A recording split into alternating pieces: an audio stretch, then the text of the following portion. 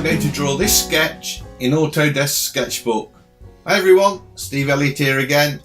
I've been promising this video for a couple of weeks. I've already tested Sketchbook on the iPad and on the PC, so I thought I'd do it on the Android as well. So this is on my Samsung Galaxy Note 8. Just trying it out, I thought I'd do a quick watercolor sketch. The first thing I have to say is that it was disconcerting that the palette didn't rotate, all your tools didn't rotate, they stayed in portrait mode. So I thought, oh, that's a bit odd, but I did get used to it surprisingly quick. Having said that, that's the only thing I could find fault with this app. It's superb. This watercolor brush is called the Salty Watercolor Brush, and it's found in the Art Tools palette, I believe.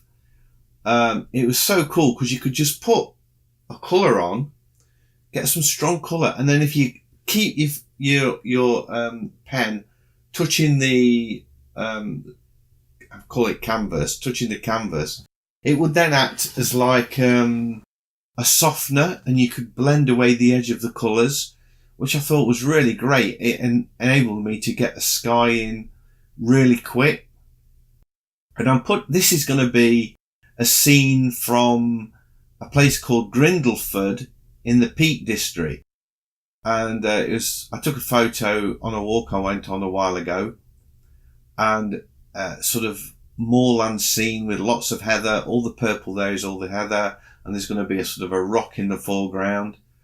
And it was just a fun thing to do. I really enjoyed working on my phone, Samsung Galaxy Note 8. I can't believe you can actually produce reasonable sketches, decent stuff on a phone.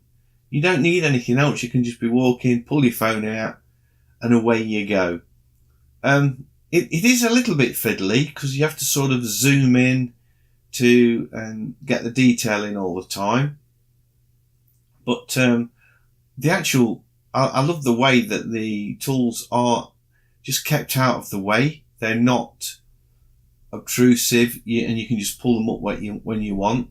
So I did all this on one layer. I didn't think about creating new layers, although I know I could have done, and I should have put this pencil layer on another layer, because I did the watercolor wash first, knowing I was going to put the pencil work in it, on top of it. I didn't want the wash to smudge the pencil. So why I didn't think of creating a new layer, I have no idea. That would have been the obvious thing to do, but I didn't. I just treated it like a piece of paper, really, which is what I like to do when I'm sketching. I don't like to get into using all the technology. I just want to get sketch done really, really quick. So this is what I'm drawing now, is a rock. It doesn't look much like a rock at the minute, I must admit, with a little bit of heather on it. So you need to bear with me for this one because it does take shape, and I didn't kind of get it straight away. I was sort of drawing shapes, shading in, and you notice I'm using a grey pencil. This is with the Art Medium pencil, and I've got a grey colour selected there. I thought I'd begin with that and then put in some dark tones with black after. So that's exactly what I did. And again, you can see I'm sketching really, really loose. No real effort to put in nice, straight, neat lines. It's just a scribble, which is my preferred way to sketch, because it's just a doodle, really, isn't it? Look at the way those colours blended together there. Look, that's awesome. So then I changed the colour to black. Here we go. And then I start picking out some really dark shadows underneath the rock. I'm just sort of filling them in. Again, not too solid, but look at the difference you can get. I mean, this is the Note 8 now. This isn't the app, but just with the pressure of the pen, you can get really fine lines or really thick lines just by applying a little bit more pressure or being very delicate. So that I can't recommend the phone for sketching with more highly, really. It really is an excellent tool. This app, it really responds really well. You zoom in and it's there instantly. This I think I've speeded this up 2.5 times, because it didn't take me very long to do this. But even so, it would have been probably 20 minutes long, which I thought was too long for a video of this type. So I'm using the eraser here now just to lift out some highlights on that rock where the sun's caught it. And you see, if I'd have put it on a different layer, that pencil line wouldn't have got damaged with the eraser. So I didn't really think this one through. But it doesn't matter, because you know, I pulled it back with the pencil. I just went back in and continued drawing. So it would be much more like you would doing it if you was using traditional materials. And I am trying always to achieve something that doesn't look like it's been painted digitally. I always want it to look as though it's organic and has been painted in a conventional way. So maybe it's a good idea to work on one layer. I don't know. So I continue sketching and working on the shadows, thinking, how can I make this flat shape look more three-dimensional? And I've sort of put in a few lines, and I've got some very loose shading. I kind of strengthen up some of the lines to give the impression I've got deeper crevices in this rock. And I continue in this way for quite a while, and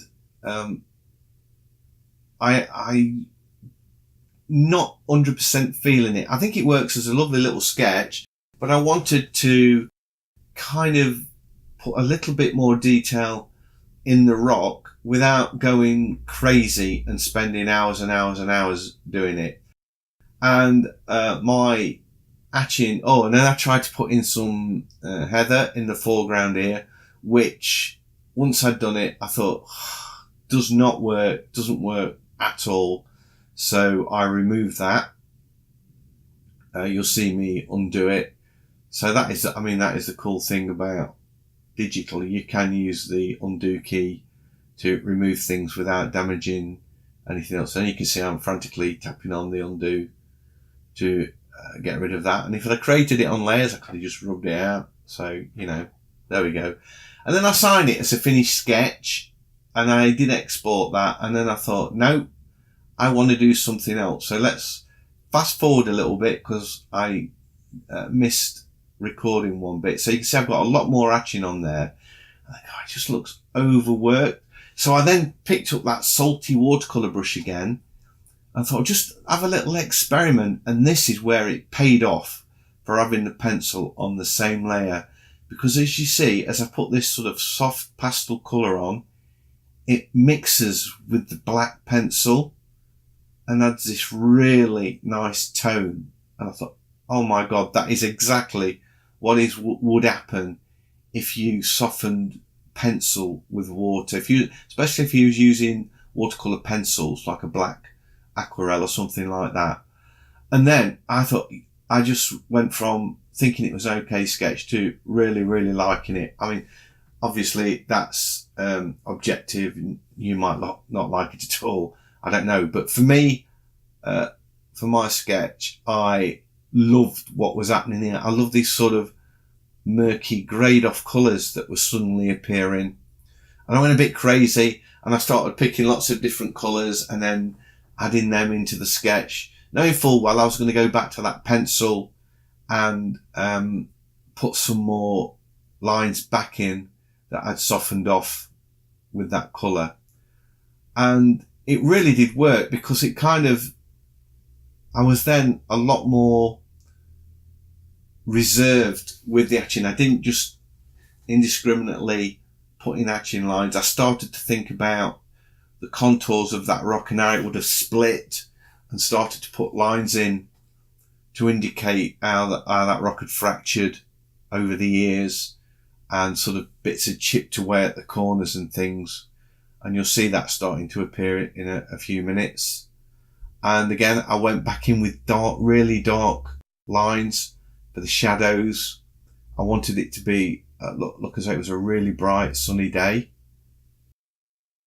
You can see I'm not going off as crazy with the hatching, and I think it's at this point I start to look at those fracture lines and think how I would these are totally out of my head, by the way. It's not I wasn't looking at any source material for these fracture lines or anything. I just felt that that's how it would be, and I'm talking about them, but I haven't actually started doing them yet. So here we go. Now I start to put in these fracture lines. Do I? I will in a minute, I promise. I've got a few in there, look. There we go. And then you can see, and it's sort of chipped away at the corners, and little bits of rock have fallen out and added shadows. And that is pretty much it. That sort of ties up my sketch quite nicely. I really enjoyed this. I do recommend the app. It's absolutely awesome, and it's free. So I hope you've enjoyed this video. If you have, please give me a thumbs up as always. It's much appreciated. It helps me out a lot. And if you're new to the channel, please consider subscribing, because I have lots of videos like this and I would love to be sharing them with you. So hopefully I'll see you in the next one. Bye.